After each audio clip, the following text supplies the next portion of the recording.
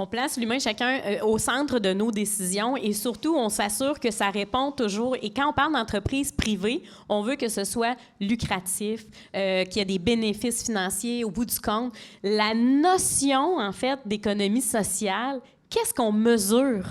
Quand est-ce qu'on sait que notre entreprise, elle est rentable si on ne regarde pas uniquement les bénéfices?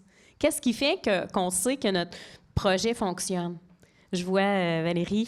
Les grands avantages, dans le fond, entre autres dans le transport, ce qu'on se rend compte facilement, c'est l'impact social dans la communauté qui est observable. Donc, la personne que tu lui as permis d'aller apprendre à lire et écrire et qu'aujourd'hui, tu la voyages pour qu'elle aille travailler, donc devient un citoyen complètement émancipé dans son rôle. C'est la petite tape dans le dos pour l'équipe de faire comme « Bravo, on a réussi, c'est ça notre rôle, c'est à ça qu'on sert. » La personne, le nouvel arrivant qu'on amène travailler en attendant qu'il ait son permis de conduire, c'est génial. L'ensemble des possibilités qu'on se rend compte, puis c'est des petites réussites qu'on n'a pas beaucoup la possibilité chez nous de mettre peut-être des fois de l'avant parce qu'il y en a tellement.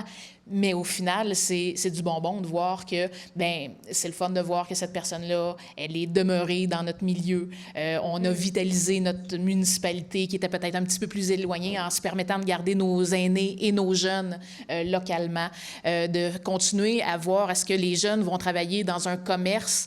Ils vont à l'école à Trois-Rivières ou à Shawinigan la semaine, mais reviennent travailler sur la terre familiale ou dans le commerce familial. Fait on y a un petit peu de nous dans toutes ces petites choses-là, puis c'est ça la valeur vraiment de l'économie sociale. Puis l'économie sociale devient en même temps un super de beau prétexte pour justement se permettre de faire plein de projets de cette façon-là. On devient des intrapreneurs, puis on carbure au projet. Puis chez nous, j'ai la chance d'avoir une équipe aussi qui carbure au projet, puis un conseil d'administration qui carbure aussi au projet. Fait que finalement, le carburant, c'est le développement. C'est ça, c'est le développement. Puis de temps en temps, est-ce que ça, c'est possible de... Vous l'avez fait, vous êtes parti d'une idée, vous l'avez mis en place, vous l'avez matérialisé. Est-ce que, justement, vous devenez comme une référence sur votre territoire? C'est-à-dire, est-ce que vous pouvez comme devenir inspirant justement pour répondre à d'autres types, parce que c'est beau là, que vous autres, votre équipe, vous êtes bien motivés, puis vous avez l'énergie, puis tout ça, mais à un moment donné, est-ce que vous pourriez devenir comme un peu des mentors dans d'autres types pour répondre à d'autres besoins sur votre territoire? Absolument. Donc, on va penser au développement social. Donc, principalement, on va s'impliquer pour s'assurer que la cohésion du développement social sur un territoire permette vraiment à organiser vraiment d'une façon globale les besoins des gens. Donc, même au niveau économique, donc on va consulter parfois aussi le transport collectif parce que l'enjeu des entreprises, il paraît, ça a l'air que c'est les pénuries de main-d'œuvre de ce temps-là. Et la pénurie de main-d'œuvre se règle dans une certaine mesure avec du transport.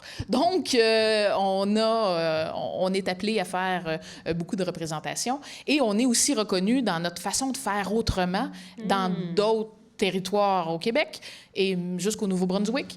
Donc, les gens viennent voir qu'est-ce qu'on fait, comment on fait pour faire autrement, innover. Donc, c'est ce qu'on essaye le plus possible de faire.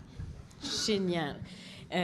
De votre côté, le bon citoyen est-il un modèle, un exemple chez qui on est venu s'inspirer, questionner comment vous fonctionnez? Est-ce qu'on peut utiliser votre façon de faire pour l'appliquer pour répondre à d'autres besoins de votre territoire? On souhaite être inspirant. J'espère qu'on peut apporter ça.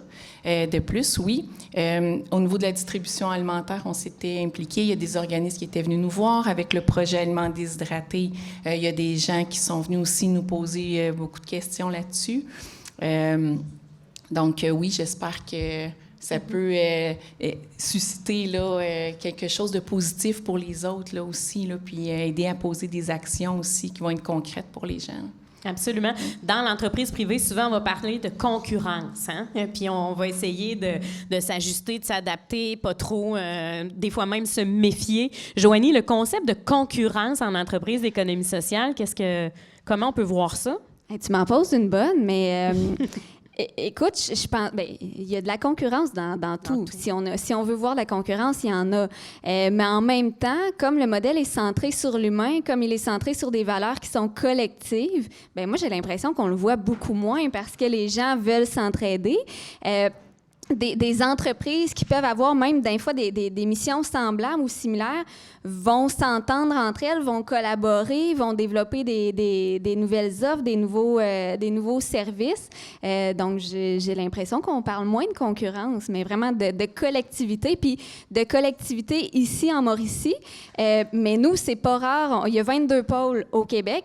On est un réseau là, bien ancré dans les milieux et c'est pas rare qu'on s'échange des belles initiatives, qu'on dit, bien, justement, on a une initiative comme ça, parlez-leur, puis, allez vous en inspirer, puis ça crée une richesse collective, non seulement en Mauricie, mais à l'ensemble du Québec. Puis là, bien, si on va plus loin, on peut étendre aussi, mais c'est ça, la richesse collective qui est créée, on parle pas de concurrence. C'est juste exponentiel, dans le fond. Puis il suffit peut-être justement de s'asseoir ensemble et de dire, bien, au contraire, plus on est nombreux à le faire, peut-être mieux on dessert et on répond aux besoins de nos clientèles.